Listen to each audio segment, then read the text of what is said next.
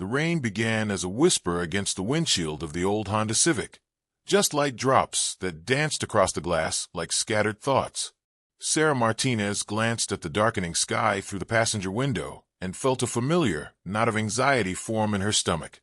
She had learned to read the signs, the way the clouds gathered with ominous intent, the sudden stillness in the air that preceded nature's fury, the electric tension that seemed to make even the trees hold their breath.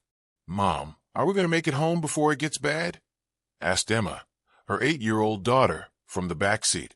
The girl's voice carried that particular mix of curiosity and concern that children possess when they sense adult worry, but don't quite understand its source. "Of course, sweetheart," Sarah replied, forcing confidence into her voice, while her hands tightened on the steering wheel. "We're only about 20 minutes away from Grandma's house." But even as she spoke the words, Sarah could feel the lie in them. The storm clouds were building with frightening speed, and she knew from experience how quickly weather could turn dangerous on this stretch of rural highway. She had grown up in this part of Texas, had lived through enough sudden storms to respect their power and unpredictability. In the back seat, 5-year-old Jake was oblivious to the mounting tension, absorbed in coloring a picture of a superhero in his activity book. His tongue poked out slightly in concentration, a habit that reminded Sarah so much of his father that it made her chest tighten with a different kind of pain. David would have known what to do in this situation. He would have pulled over at the first sign of serious weather, would have found a safe place to wait out the storm rather than risk driving through it. But David wasn't here anymore, hadn't been here for 8 months now, and Sarah was still learning how to make these kinds of decisions alone. The single-parent navigation of daily life was challenging enough, without adding the pressure of weather-related safety choices and the constant second-guessing that seemed to accompany every decision she made. The first real drops hit the windshield with a sound like pebbles being thrown against glass. Within seconds, the gentle patter transformed into a steady drumming, then into a roar that made conversation difficult. Sarah turned on the windshield wipers, but they seemed pitifully inadequate against the sudden deluge. "Mom," Emma's voice was smaller now, tinged with the beginning of real fear. "It's okay, baby," Sarah called back, raising her voice to be heard over the sound of rain hammering the car's roof. "Sometimes it rains hard, but it usually doesn't last very long." But this storm felt different from the beginning. The rain was coming down in sheets so thick that Sarah could barely see the road ahead, even with her headlights on. The wipers, already struggling with their age and wear, began to make an ominous squeaking sound that suggested they might give up entirely at any moment. Sarah slowed the car to a crawl, leaning forward and gripping the steering wheel with white knuckles as she tried to follow the barely visible white lines on the asphalt. Other cars had pulled over to the shoulder, their hazard lights blinking like warnings in the gray twilight that had descended despite the early afternoon hour. Maybe she should pull over too. The logical part of her brain was screaming that this was exactly the kind of situation where the safe choice was to stop and wait. But another part of her, the part that worried about being a burden, about seeming helpless, about proving all the people wrong who had suggested she wasn't ready to manage on her own, urged her to keep going. The debate became academic when the car began to shudder and make a sound that no amount of wishful thinking could disguise as normal. The engine, which had been running roughly for weeks despite her promises to get it looked at, chose this moment to announce its surrender with a series of coughs, gasps, and finally silence. Sarah managed to guide the coasting vehicle to the shoulder of the road before it stopped completely. For a moment, she just sat there, listening to the rain pound against the metal roof and feeling the weight of her situation settle around her like a heavy blanket. "Mom, why did we stop?" Jake asked, finally looking up from his coloring book. "The car is just taking a little break," Sarah said, trying to keep her voice calm while her mind raced through options. Her cell phone showed no signal, not unusual in this rural area, but particularly unwelcome right now. They were at least 15 miles from the nearest town, farther than that from her mother's house, with no way to call for help and no prospect of the rain letting up any time soon. Emma, more perceptive than her younger brother, understood immediately that this was not a planned stop. "Are we stuck?" she asked quietly. Sarah turned around to look at her children, seeing her own worry reflected in Emma's wide brown eyes. while Jake continued coloring, still blissfully unaware of their predicament. She felt the familiar surge of protective instinct mixed with the overwhelming responsibility of keeping them safe when everything seemed to be going wrong at once. "We're going to be fine," she said, and this time she meant it. "We'll just wait here until the rain stops, and then we'll figure out what to do about the car." But as she spoke, the storm seemed to intensify rather than diminish. Lightning began to flash in the distance, followed by rolling thunder that made Jake look up with interest rather than fear. Sarah remembered being his age and finding storms exciting rather than threatening, before life had taught her about all the things that could go wrong when you were caught unprepared. She tried the engine again, turning the key with more hope than expectation. The starter clicked weakly, but nothing else happened. The car was well and truly dead, at least for now, and Sarah was left to contemplate their options while rain continued to fall with biblical intensity. That's when she saw the headlights approaching through the storm, moving slowly and carefully along the rain-slicked highway. Most vehicles had been passing without slowing, their drivers focused on their own safety and destinations. But these lights were different. They were slowing down, pulling over, stopping behind her disabled car. Sarah felt a complex mix of emotions wash over her. Relief that someone might be able to help, anxiety about accepting aid from strangers, gratitude for the possibility of rescue, and the nagging voice of caution that warned against trusting people she didn't know. In today's world, roadside assistance from strangers was as likely to be viewed with suspicion as with appreciation. Through her rain-streaked rear window, she could make out the silhouette of someone getting out of the vehicle behind them, someone brave enough or foolish enough to venture into the storm to check on stranded travelers. The figure moved toward their car with purpose, and Sarah found herself holding her breath as she waited to see what kind of person would stop to help strangers on a day like this. The figure approaching through the rain was bundled in a dark raincoat with the hood pulled up, making it impossible for Sarah to determine much about the person, except that they moved with the steady determination of someone accustomed to helping others. The stranger walked carefully along the shoulder of the road, avoiding the deeper puddles, while rain continued to fall in torrents that would have sent most people running for cover. Sarah rolled down her window just a crack as the figure approached, enough to hear, but not enough to let the driving rain into the car, where her children waited with growing curiosity about their unexpected roadside visitor. "You folks having car trouble?" The voice was warm and reassuring, belonging to a woman probably in her 50s or 60s, with the kind of accent that spoke of deep Texas roots and genuine concern for neighbors in need. "Yes, ma'am," Sarah replied, raising her voice to be heard over the storm. "The engine just died, and I can't get it started again." The woman moved closer to the window, and Sarah could see kind eyes framed by gray hair that was already soaked despite the hood of her raincoat. There was something immediately trustworthy about her demeanor, a combination of competence and compassion that reminded Sarah of her own grandmother. "I'm Margaret," the woman said. "Margaret Henderson. I live about 10 miles up the road, and I've been driving these highways for 40 years. This storm's not going to let up anytime soon. I can tell by the way the clouds are moving. You can't sit out here with those children waiting for it to pass." Sarah felt a wave of relief at hearing another adult voice the same concerns she had been trying not to acknowledge. The storm did seem to be settling in for the long haul, and the temperature was dropping along with the barometric pressure. Even with the heater running, the car would become uncomfortably cold once the engine was completely dead.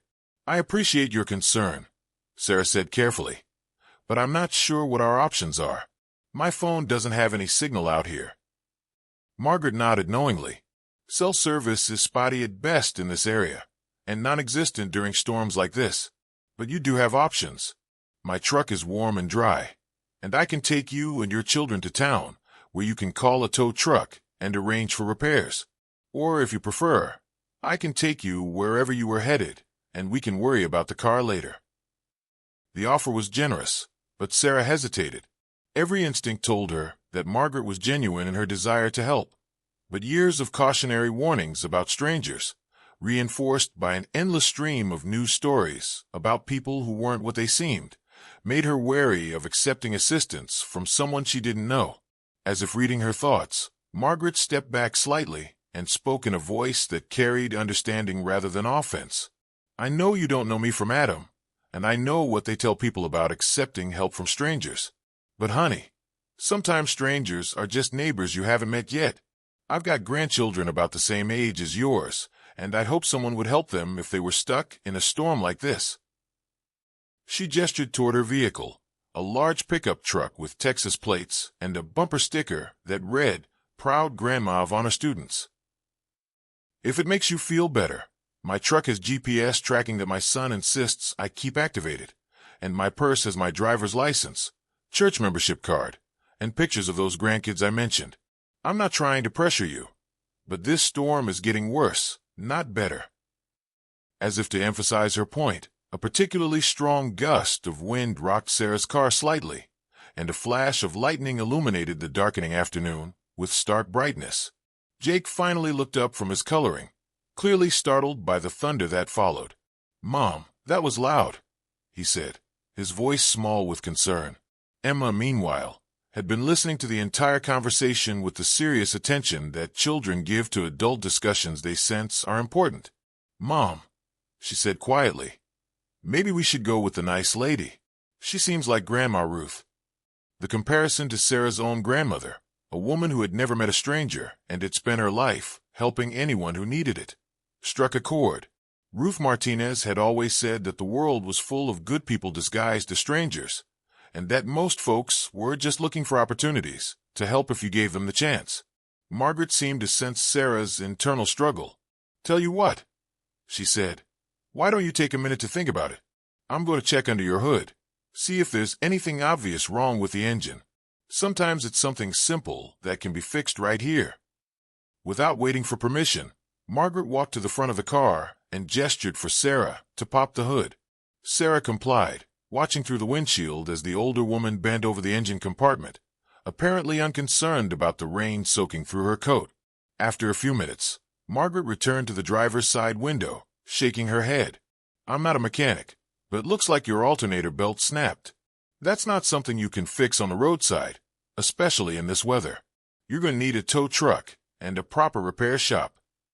The diagnosis confirmed what Sarah had already suspected. They were well and truly stranded without help. The storm showed no signs of abating. The car was disabled beyond her ability to repair, and they were miles from anywhere with no way to communicate their situation to anyone who might be looking for them. "Where were you folks headed?" Margaret asked. "My mother's house, about 20 miles north of here. We were supposed to be there an hour ago." Sarah realized that her mother would start worrying soon, but there was no way to let her know what had happened. Margaret's face brightened slightly. "North of here? That's practically on my way home. I could have you there in half an hour, 45 minutes at most with this weather. Your mama's probably worried sick about you driving in this storm." The mention of her mother's worry tipped the balance for Sarah. She could imagine Elena Martinez pacing by the window, watching the rain and calculating how long the drive should take, growing more anxious with each passing minute. Her mother had already lost one child to a car accident. Sarah's younger brother had died in a collision 5 years earlier, and storms like this one brought back all of those fears and memories.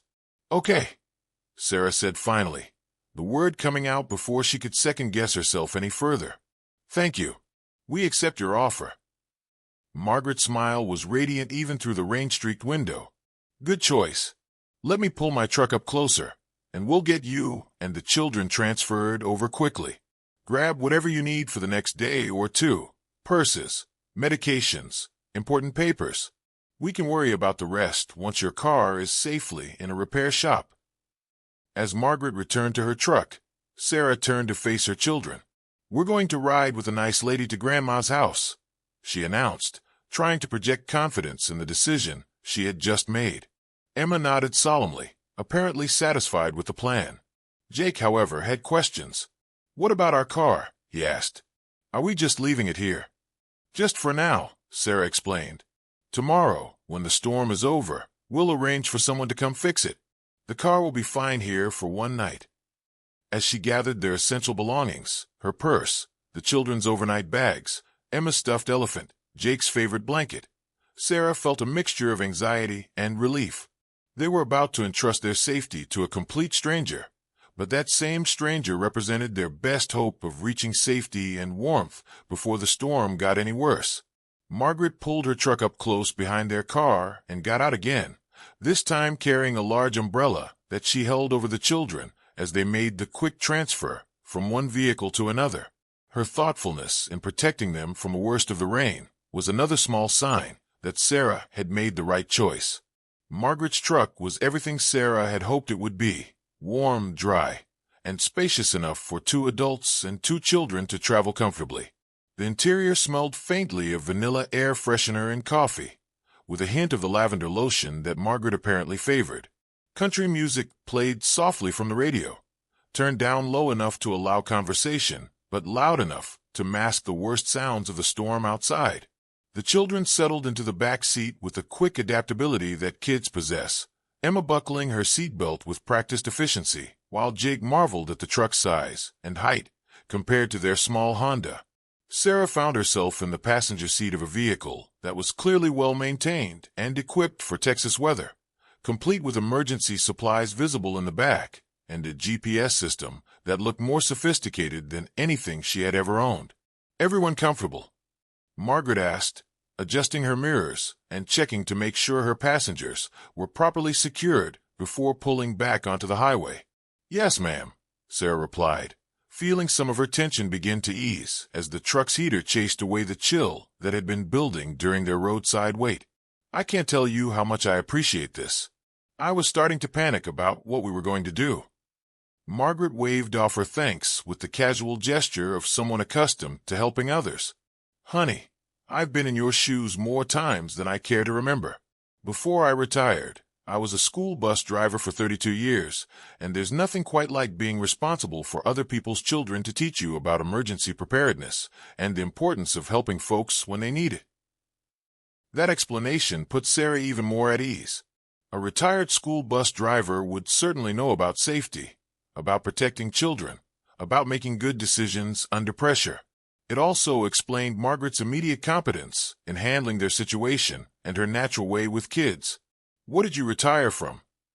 Emma asked from the back seat, her natural curiosity overcoming any lingering shyness about talking to strangers. "I drove a school bus," Margaret replied, smiling at Emma in the rearview mirror.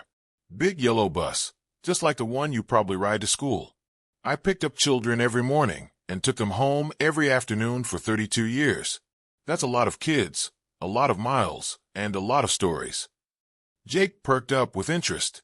"Did you ever get stuck in storms like this?" "Oh my, yes," Margaret laughed. "More times than I can count. Texas weather doesn't wait for convenient timing. I've driven through hailstorms, flash floods, tornadoes, ice storms, and heat waves that made the road shimmer like water. You learn to be prepared for anything and to help out when you can, because we're all in this together." Her words carried the wisdom of someone who had spent decades navigating not just roads, but the complexities of community responsibility and mutual aid. Sarah found herself relaxing further, reassured by Margaret's obvious experience and competence. The truck moved steadily through the storm, its larger size and better tires handling the wet roads with confidence that Sarah's small car could never have matched. Margaret drove with the steady skill of someone who had logged hundreds of thousands of miles in all kinds of weather, maintaining safe speeds while making consistent progress toward their destination. "So where are you folks from?" Margaret asked, making conversation to help pass the time and keep everyone's minds off the weather outside. "We live in Houston," Sarah replied. "I work as a medical secretary at a pediatric clinic, and the kids go to school there. We were coming up to visit my mother for the weekend. She lives by herself now, and we try to see her every few weeks." "That's nice that you make the effort to visit regularly. I bet she looks forward to these trips, especially getting to see her grandchildren." Margaret's voice carried the warm approval of someone who understood the importance of family connections. "She does," Sarah agreed, "especially since—" She trailed off, not sure how much personal information to share with someone she had just met, even someone who was helping them. Margaret seemed to sense the unfinished thought and the emotion behind it. "Family is precious," she said simply. We never know how much time we have with the people we love, so it's important to make the most of the time we do have. The comment was gentle enough to be supportive without being intrusive, showing a sensitivity that impressed Sarah. Many people, when they sense personal loss or difficulty, either pried for details or became awkwardly distant. Margaret struck exactly the right balance of acknowledgement and respect for privacy. Outside, the storm continued its assault on the landscape, but inside the truck, a different kind of weather was developing. The warm climate of human connection that forms between strangers who discover they share common values and experiences. Sarah found herself genuinely enjoying the conversation, appreciating Margaret's stories about her years as a bus driver and her obvious affection for the children she had transported over the decades. The thing about driving a school bus, Margaret was saying, is that you become part of hundreds of families without really meaning to. You watch kids grow up, celebrate their successes, worry about them when they're struggling, and sometimes you're the most stable adult presence in their lives. It teaches you that everyone has a story, everyone matters, and everyone deserves kindness and respect. Emma, who had been listening intently, asked, "Did you have favorite kids on your bus?" Margaret chuckled. "Now, that would be telling tales, wouldn't it? But I will say that every child who rode my bus was special in their own way. Some were funny, some were smart, some were quiet, some were loud, but they were all somebody's precious babies, and I treated them accordingly." The conversation continued as they made their way through the storm, covering topics from Margaret's grandchildren to Sarah's work at the medical clinic to the children's interests and activities. What had started as a rescue mission was evolving into something more like a visit with a friend, the kind of easy interaction that sometimes develops between people who meet under unusual circumstances and discover unexpected compatibility. As they drove, Sarah began to relax completely for the first time since the storm had started. The immediate crisis was being handled by someone competent and caring. Her children were safe and warm, and they were making steady progress toward their destination. More than that, she was being reminded of something she had almost forgotten in the months since David's death, that there were still good people in the world, still strangers willing to help without expecting anything in return, still reasons to have faith in human kindness. Margaret, meanwhile, seemed to be enjoying the company as much as her passengers were. She told stories, asked gentle questions, and maintained the kind of comfortable conversation that made the miles pass quickly despite the challenging driving conditions. "We should be getting close to your mama's place," she said eventually, consulting the GPS system mounted on her dashboard. "What's the address again?" Sarah provided the information, and Margaret nodded knowingly. "I know that area. Nice neighborhood, good people. Your mama picked a fine place to live." As they turned onto the familiar streets of Sarah's childhood, she felt a complex mix of emotions: relief at reaching safety, gratitude for Margaret's help, and a strange sadness at the prospect of this unexpected journey coming to an end. In the space of an hour, a complete stranger had become something like a friend, and she found herself hoping this wouldn't be the last time they saw each other. Elena Martinez was indeed pacing by the front window when Margaret's truck pulled into her driveway, just as Sarah had predicted.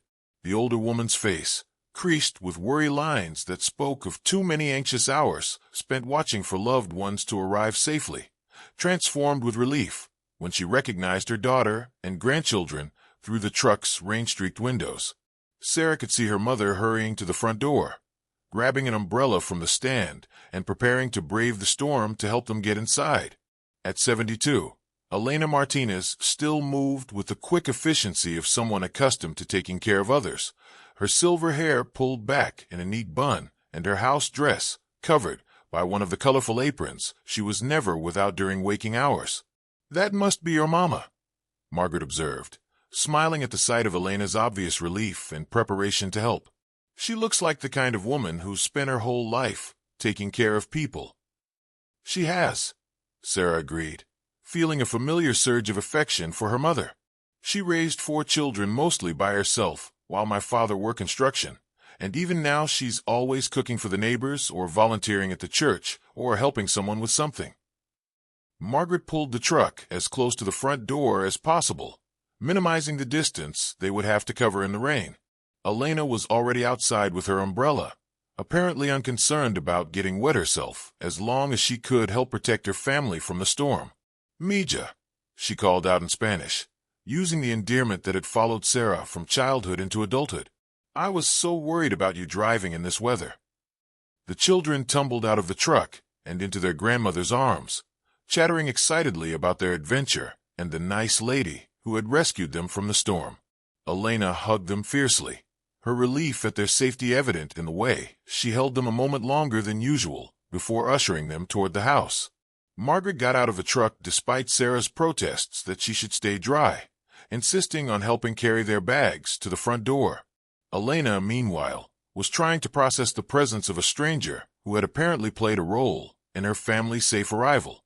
"Mama, this is Margaret Henderson," Sarah said, raising her voice to be heard over the rain.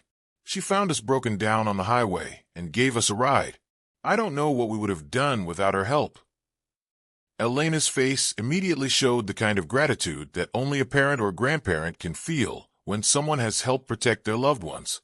She stepped forward and took Margaret's hands in both of hers, apparently unconcerned about the rain soaking through her apron. "Senora Henderson, how can I ever thank you? You brought my babies home safely in this terrible storm." Margaret looked somewhat embarrassed by the intensity of Elena's gratitude. It was nothing, really. Anyone would have done the same thing. "No," Elena said firmly. "Not everyone would have stopped, and not everyone would have been so kind to strangers. Please, you must come inside and get warm. Let me make you some coffee, some food. It's the least I can do." Sarah expected Margaret to politely decline and continue on her way home, but instead, the older woman looked genuinely tempted by the invitation. "I don't want to impose on your family time," she said. "I know you were expecting your daughter and grandchildren for a visit, not an extra guest." "There's always room for one more at my table," Elena replied, and Sarah knew she meant it. Her mother's house had always been a place where friends, neighbors, and occasionally strangers were welcomed with equal warmth and hospitality. Besides, it's still storming terribly out there. You shouldn't be driving in this weather any more than necessary. As if to emphasize Elena's point, a particularly strong gust of wind drove rain against the front of the house with enough force to rattle the windows. Margaret looked at the storm, then at the warm light spilling from Elena's front door, and made her decision. "If you're sure I wouldn't be intruding, I'd love to accept your invitation. Truth is, I'm not looking forward to driving the rest of the way home in this mess." Elena's smile was radiant. "Then it's settled. Everyone inside before we all catch pneumonia standing out here in this rain." They hurried into the house, and Sarah was immediately enveloped by the familiar comfort of her childhood home. The living room was exactly as she remembered it. Comfortable furniture that prioritized function over fashion, family photographs covering every available surface, and the lingering aromas of whatever Elena had been cooking in preparation for their visit. Margaret looked around with obvious appreciation for the warmth and hominess of the space. "What a lovely home," she said. "You can tell this is a place where families gather and children are loved." Elena beamed at the compliment. "It's not fancy, but it's full of love and memories. Now, let me get you all some dry clothes and something warm to drink." She bustled away toward the linen closet, returning with towels and an assortment of sweaters and sweatshirts for everyone to change into. Margaret was given one of Elena's cardigans and a pair of house slippers, while the children were wrapped in the kind of oversized towels that grandmothers always seemed to have available for emergencies. "The bathroom is down the hall if you want to change," Elena told Margaret. "And don't worry about your wet clothes. I'll throw them in the dryer so they'll be ready when you need to leave." As Margaret disappeared to change clothes, Sarah helped her mother prepare coffee and hot chocolate while the children settled in the living room with dry clothes and the promise of their grandmother's famous snickerdoodle cookies. The familiar rhythm of working alongside her mother in the kitchen brought Sarah a sense of peace that she hadn't felt since the storm had started. "She seems like a wonderful woman," Elena commented quietly, measuring coffee grounds with the precision of someone who had been making perfect coffee for 50 years. "You were blessed that she found you today." "I know," Sarah agreed. "I was so scared when the car broke down, especially with the storm getting worse. I didn't know what we were going to do. Elena nodded knowingly. Sometimes God sends angels in the form of strangers. Your father used to say that the world was full of good people just waiting for opportunities to help, and I think he was right. The mention of her father, who had died 2 years earlier, brought a familiar pang of loss mixed with gratitude for the wisdom he had shared during his 78 years of life. Roberto Martinez had indeed believed in the fundamental goodness of people, and he had lived that belief through decades of helping neighbors, supporting community members in need, and treating strangers with the same kindness he showed to family. Margaret emerged from the bathroom wearing Elena's cardigan and looking considerably more comfortable than she had in her rain-soaked coat. Elena immediately pressed a cup of coffee into her hands and guided her to the most comfortable chair in the living room, fussing over her with the kind of maternal attention that she couldn't help but extend to anyone who entered her home. "Now then," Elena said, settling into her own chair with her coffee. "Tell me about yourself, Margaret. Do you live nearby?" What followed was the kind of conversation that develops naturally when compatible people find themselves thrown together by circumstances. Margaret shared stories about her life as a school bus driver, her 3 grown children who lived scattered across Texas, and her 6 grandchildren who were the light of her life. Elena, in turn, talked about her family, her volunteer work at the church, and her efforts to maintain the house and garden that had been her pride and joy for 40 years. Sarah listened to the 2 women talk and felt a warmth that had nothing to do with the coffee or the dry clothes. There was something beautiful about watching her mother and this kind stranger discover their shared values and experiences, finding common ground in their love for family and their commitment to helping others. The children, meanwhile, had settled into the comfortable routine of visiting Grandma's house. Emma was helping Elena organize family photographs while telling her about school and her friends, while Jake had discovered a box of toys that Elena kept specifically for grandchildren visits and was building an elaborate city with blocks and toy cars. Outside, the storm continued to rage, but inside Elena's house, a different kind of weather prevailed, the warm climate of human connection, hospitality, and the recognition that strangers are often just friends waiting to be discovered. As the afternoon stretched into evening and the storm continued its relentless assault on the landscape outside, the atmosphere inside Elena's house grew increasingly comfortable and familial. Margaret had settled into the rhythm of the household as if she had been a longtime family friend rather than a stranger who had appeared just hours earlier.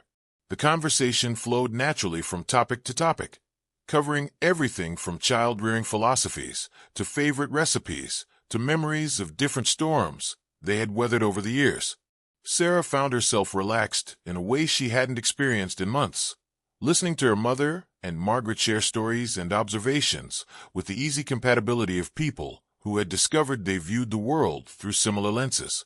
"You know," Margaret was saying, cradling her 3rd cup of Elena's exceptional coffee, "in all my years of driving bus routes, I learned that you can tell a lot about a community by how people treat children and how they respond to emergencies.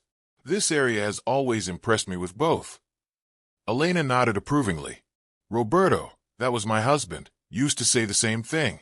He worked construction all over East Texas, and he always said the places where people looked out for each other were the places where families thrived and children grew up with good values." "Your husband sounds like he was a wise man," Margaret observed. "He was," Elena replied, her voice carrying the warmth of 50 years of happy marriage. "I lost him 2 years ago, and not a day goes by that I don't miss his wisdom and his kindness. He had a way of seeing the best in people and bringing it out in them." Sarah felt the familiar tug of loss at the mention of her father, but it was softened by the comfort of hearing his memory honored by someone who understood the value of good men and strong marriages. Margaret's expression showed genuine sympathy and understanding.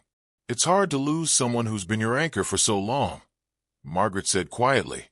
"I lost my Harold 8 years ago, and I still catch myself wanting to tell him about something funny one of the grandkids did or ask his advice about a problem I'm facing." The shared experience of widowhood created another bond between the 2 women, and Sarah watched as they exchanged the kind of understanding look that passes between people who have walked similar paths of loss and adaptation. Elena reached over and patted Margaret's hand, a gesture of solidarity that needed no words. Emma, who had been listening to the adult conversation with the serious attention that children give to discussions about loss and love, looked up from the photo album she had been examining. "Grandma, can you tell Mrs. Margaret about the time Grandpa helped build the church playground?" Elena's face brightened at the request. "Oh my, that's a good story. Margaret, you would have loved my Roberto. When our church decided to build a new playground for the children, Roberto volunteered to coordinate the construction project. But instead of just hiring a contractor, he organized the entire congregation to help with the work."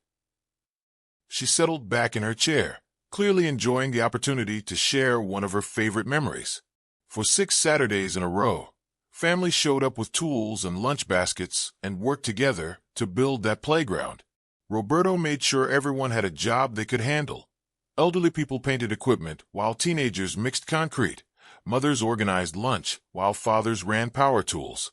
Even the children helped by sorting screws and carrying supplies. "That sounds wonderful," Margaret said.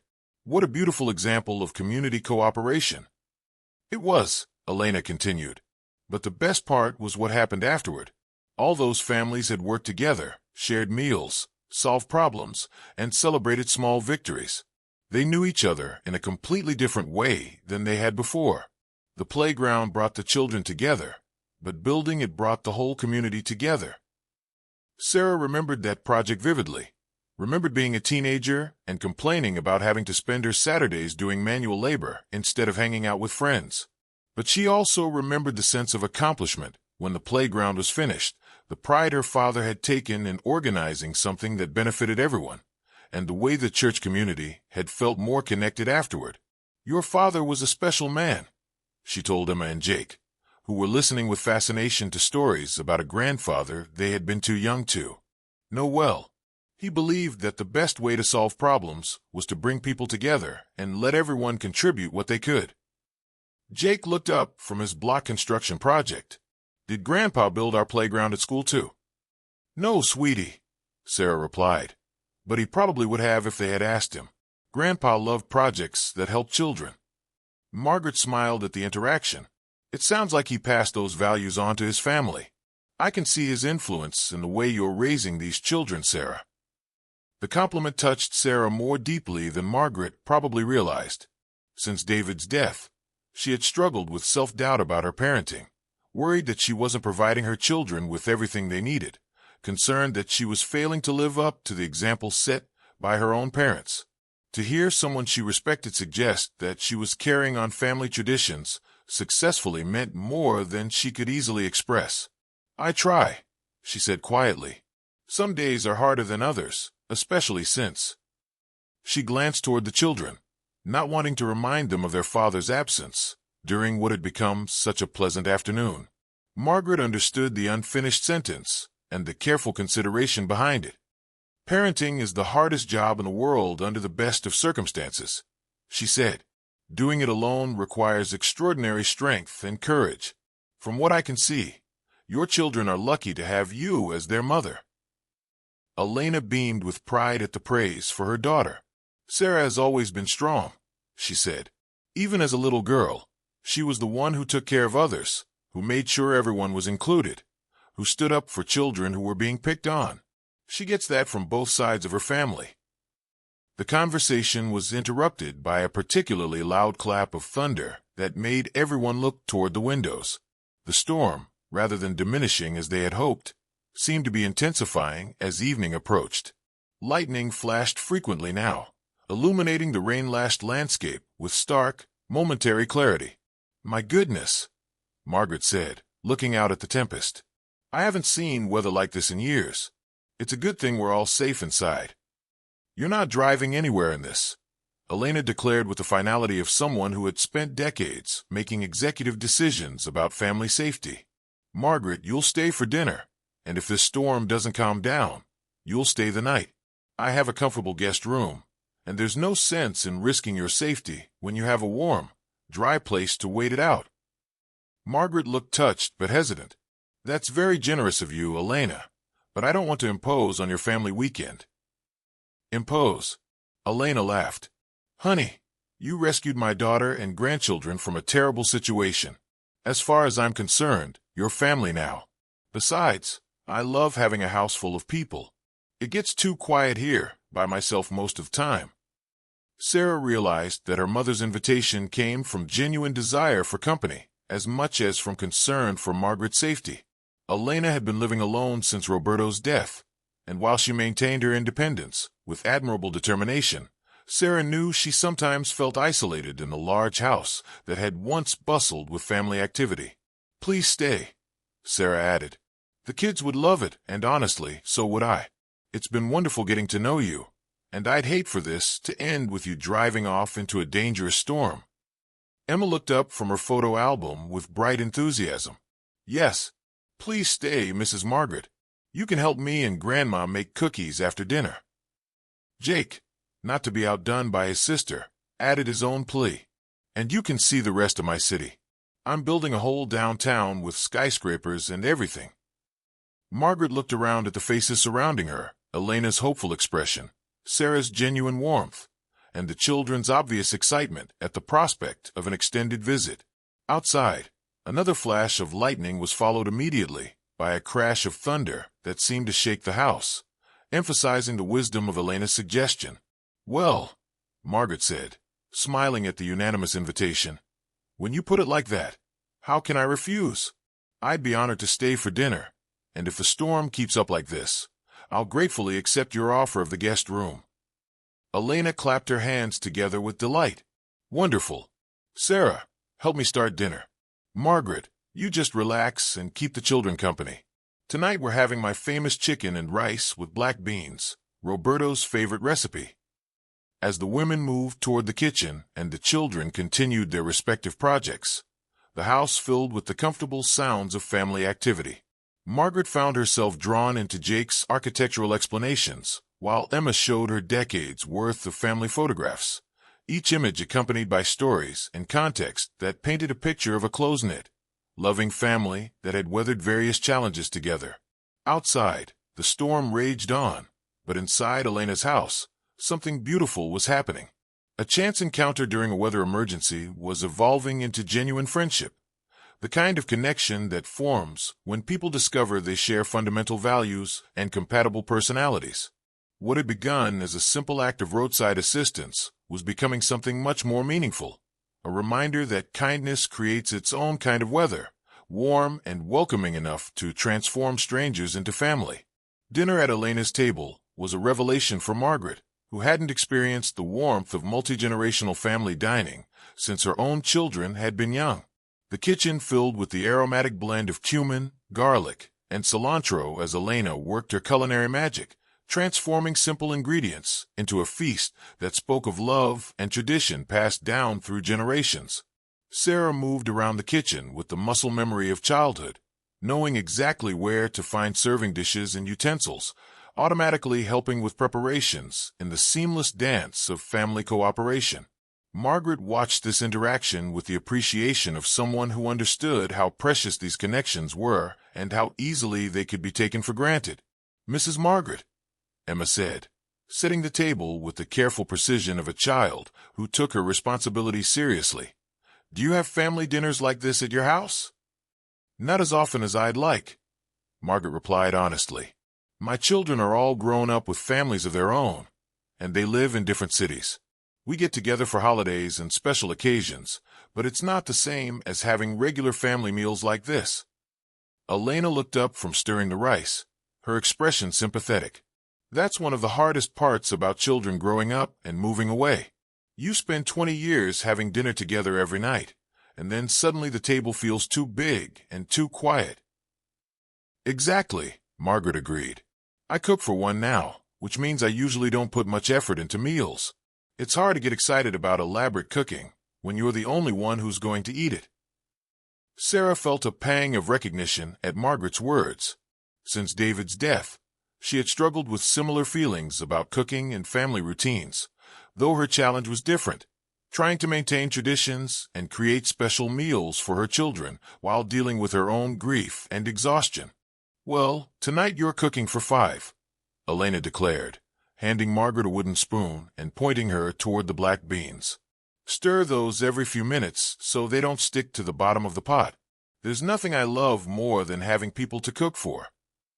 As they worked together in the kitchen, the conversation flowed naturally from cooking techniques to family traditions to memories of special meals from years past.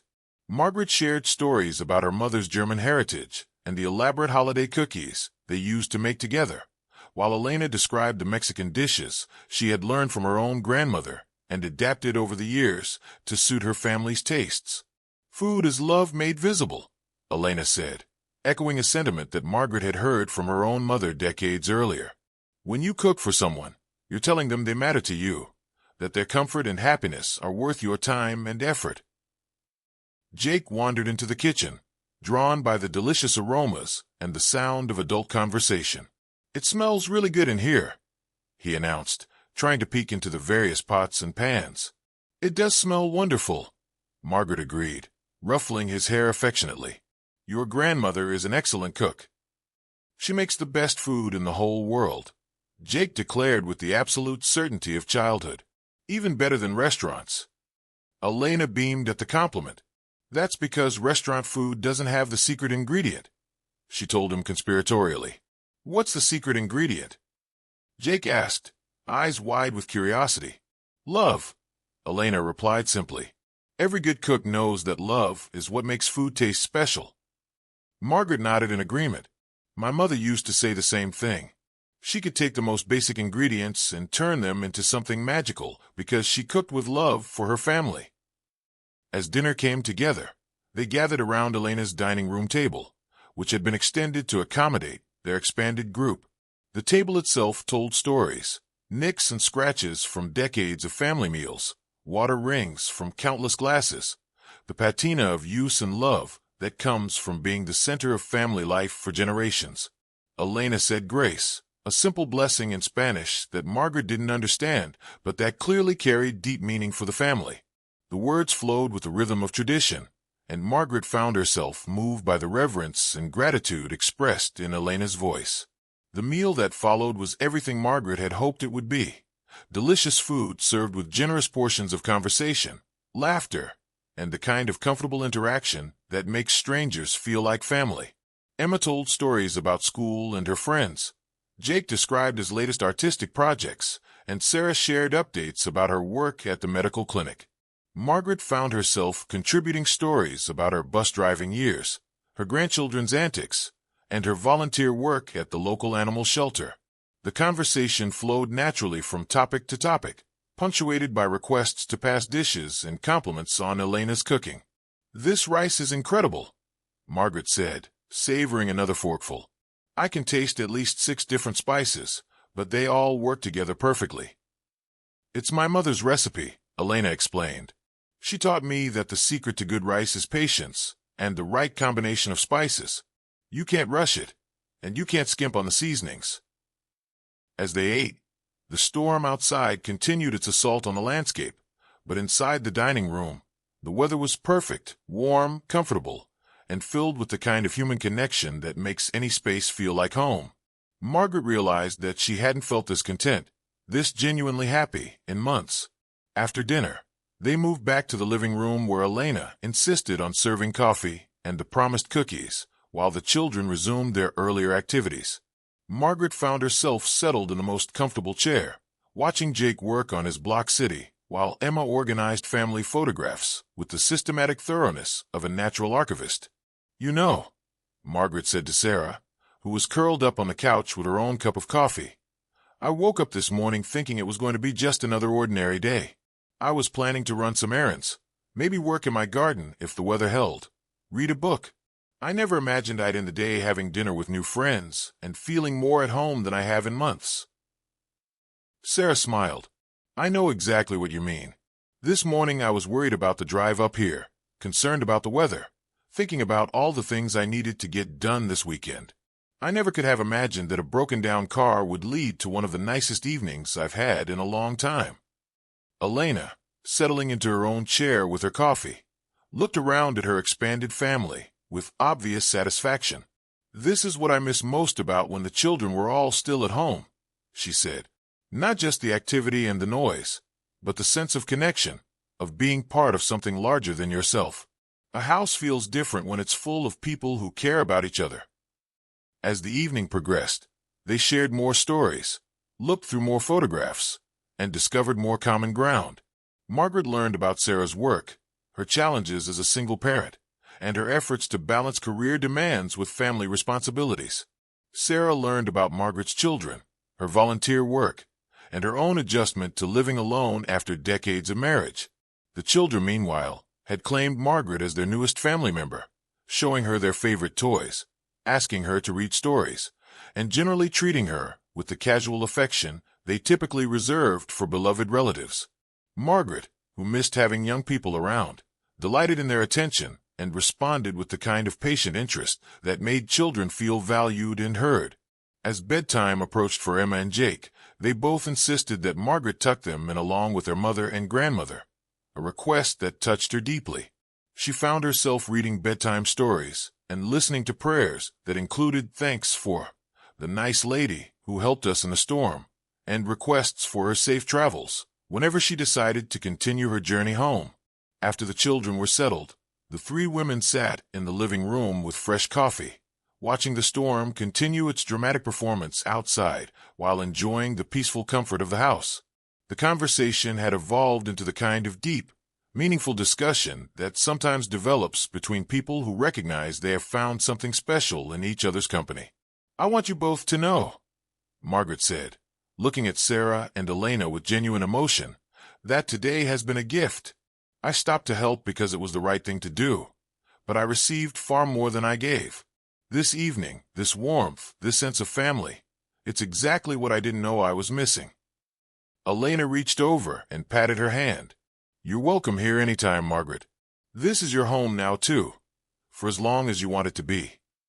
As they prepared for bed, each going to their respective rooms in Elena's comfortable house, Margaret reflected on the extraordinary transformation of what had begun as a simple act of roadside assistance. One decision to stop and help strangers in a storm had led to genuine friendship, meaningful connection, and the restoration of something she hadn't realized she had lost, the sense of being part of a family, even if it wasn't the one she had been born into. Outside, the storm was finally beginning to show signs of weakening, but inside Elena's house, something beautiful and lasting had been created. Tomorrow would bring new challenges and decisions, but tonight, 3 women and 2 children had discovered that kindness creates its own weather, warm enough to transform strangers into family and ordinary days into memories that would last a lifetime. 6 months later, Margaret Henderson stood in the kitchen of Romano's family restaurant, wearing an apron that read Head Cookie Baker, and supervising a batch of her famous German chocolate cookies that had become one of the establishment's most popular desserts.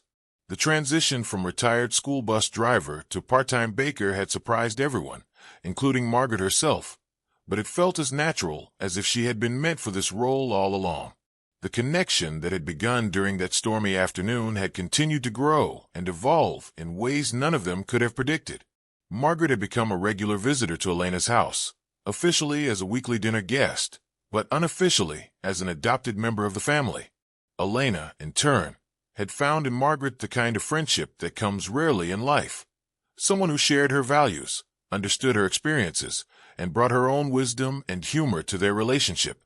Sarah's car had indeed needed major repairs, but Margaret had recommended an honest mechanic who did excellent work at fair prices.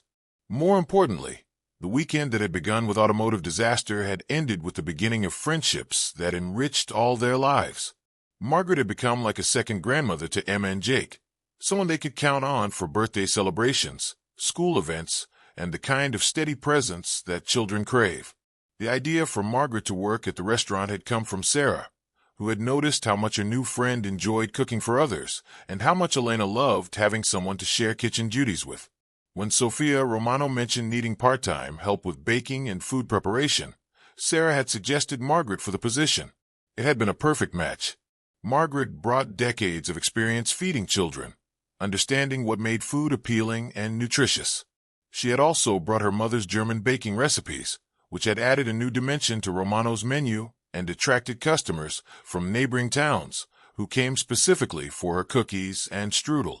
Mrs. Margaret, Emma called out as she and Jake burst through the restaurant's front door, still wearing their school backpacks and looking for their favorite adopted grandmother figure. "We got A's on our science projects." Margaret wiped her hands on her apron and emerged from the kitchen to hear about their academic achievements, just as she had done dozens of times over the past months. Her face lit up with genuine pride as they described their experiments and presentations, and she listened with the same careful attention she had given to thousands of children over her career. "I think this calls for celebration cookies," she declared, which brought cheers from both children and smiles from the other restaurant staff, who had grown accustomed to these after-school visits and the warmth they brought to the establishment. Sarah arrived a few minutes later, having picked up the children from school before stopping by the restaurant as part of their regular routine. She found Margaret helping Jake with homework, while Emma worked on an art project at one of the corner tables, the scene looking for all the world like a grandmother babysitting her grandchildren. "How was your day?" Sarah asked Margaret, settling into a chair beside her friend. "Wonderful as always," Margaret replied. "We had a bus load of tourists stop by for lunch, and they cleaned out my entire stock of apple strudel. Sophia's already asking if I can increase production." The success of Margaret's baking had been unexpected but welcome. Her authentic German recipes, combined with Elena's influence on incorporating some Mexican flavors, had created a unique fusion that food critics from regional magazines had begun to notice and praise. "And how are you feeling about the newspaper interview tomorrow?" Sarah asked. Margaret laughed, still somewhat bemused by the attention her story had attracted. A local journalist had heard about the unlikely friendship that had begun with a roadside rescue and had requested an interview about community connections and the power of helping strangers. The story was scheduled to run in the Sunday edition, complete with photographs of Margaret in her restaurant kitchen and the three families who had become interconnected through one stormy afternoon. "I'm still not sure why anyone would want to read about us," Margaret said. "We're just ordinary people who became friends." "That's exactly why people want to read about it," Sarah replied.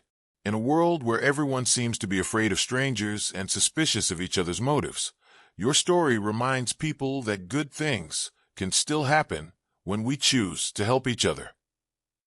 Elena arrived as they were talking, carrying a covered dish that smelled wonderful and looking pleased with herself. At 72, she had found new energy in having extended family to cook for and friends to share her days with. Her weekly dinners had expanded to include Margaret's children when they visited, Sophia and her family from the restaurant, and occasionally other friends who had heard about Elena's legendary hospitality. "I brought pozole for everyone," she announced, setting the pot on one of the restaurant tables. "Margaret, I used your suggestion about adding a touch of paprika, and I think it's the best batch I've ever made." The impromptu dinner that followed was typical of the way their lives had become intertwined. What had started as a simple act of kindness during a storm had evolved into a chosen family that supported each other through daily challenges and celebrated each other's successes. As they shared Elena's pozole and Margaret's fresh cookies, with the children chattering about school and the adults discussing their various projects and plans, Sarah reflected on how much their lives had changed since that rainy afternoon. Margaret had found purpose and community in her retirement. Elena had found companions who appreciated her wisdom and shared her values. The children had gained another loving adult in their lives who cared about their well-being and growth. And Sarah herself had discovered something she hadn't known she was missing: the restoration of faith in human goodness, the reminder that strangers could become family, and the understanding that sometimes the best things in life came from the most unexpected circumstances. Outside Romano's restaurant, traffic moved along the same highway where Margaret had found them stranded 6 months earlier. Other travelers passed by, most focused on their destinations and unaware of the story that had unfolded here. But inside the restaurant, 3 generations of chosen family gathered around shared food and laughter, living proof that one decision to stop and help strangers in a storm could create ripples of connection that would last for years to come. The car that had stopped in the rain had brought more than rescue. It had brought the gift of human connection, the reminder that kindness creates its own weather, and the understanding that sometimes the most important journeys are the ones that begin when we choose to help each other find our way home.